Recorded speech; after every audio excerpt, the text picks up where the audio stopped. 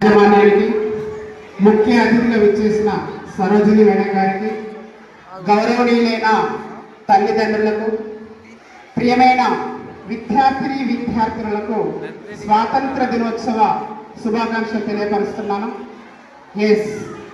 భారతదేశానికి ఆంగ్లేయుల నుండి 78 వసంతాలు పూర్తి చేసుకొని 79వ వసంతంలోకి అడుగుపెట్టాం మనం ఈరోజు. అంటే భారతదేశానికి విముక్తి కలిగించినటువంటి రోజు ఆగస్టు 15 కనుక దీనిని మనము స్వాతంత్ర దినోత్సవంగా జరుపుకుంటాం. అంటే దేశానికి స్వాతంత్రం వచ్చినటువంటి రోజు ఆగస్టు 14 అర్ధరాత్రి స్వాతంత్రాన్ని ఆంగ్లేయుల నుండి మనము తీసుకోవడం జరిగింది. కనుక 15వ తారీఖున మనము స్వాతంత్ర దినోత్సవ వేడుకలు యావత్ భారతదేశం మొత్తంగా అంగరంగ వైభవంగా అంబరాన్ని అంటే విధంగా సంబరాలను జరుపుకుంటాం మనం ఇక్కడ.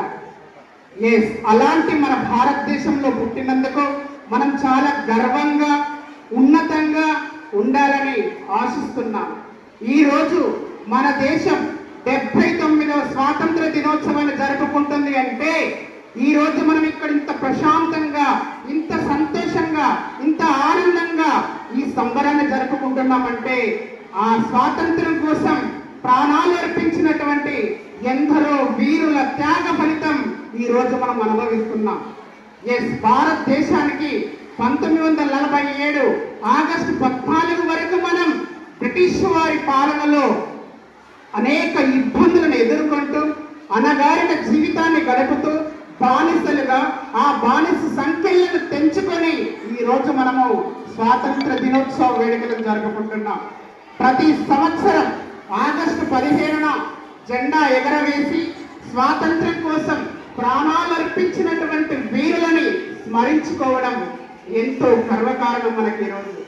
మరి ఆ ఎందరో త్యాగాలకు ప్రతీక అహింసా సిద్ధాంతాన్ని మరియు ఏకతాటిపై నడిపించినటువంటి గాంధీజీ కోట్లాది మంది భారతీయులలో స్ఫూర్తిని నింపినటువంటి రోజు ఈ రోజు.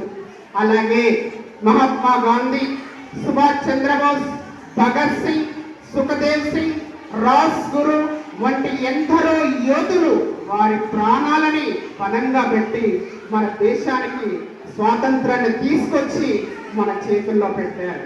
మరి ఈ సందర్భంగా దేశ ఔన్నత్యాన్ని, దేశ సౌభ్రాతృత్వాన్ని, సమానత్వాన్ని అన్నింటినీ మనము స్వీకరిస్తున్నాం, గౌరవించాలి, ఆదరించాలి, నేటి తరానికి మనం అవి అందించాలని కోరుకుంటున్నాం. మరి ఈ సందర్భంగా దేశానికి, దేశ ప్రజలకు మరింత మన దేశ అభివృద్ధిని హిమాలయ శిఖరాల కన్నా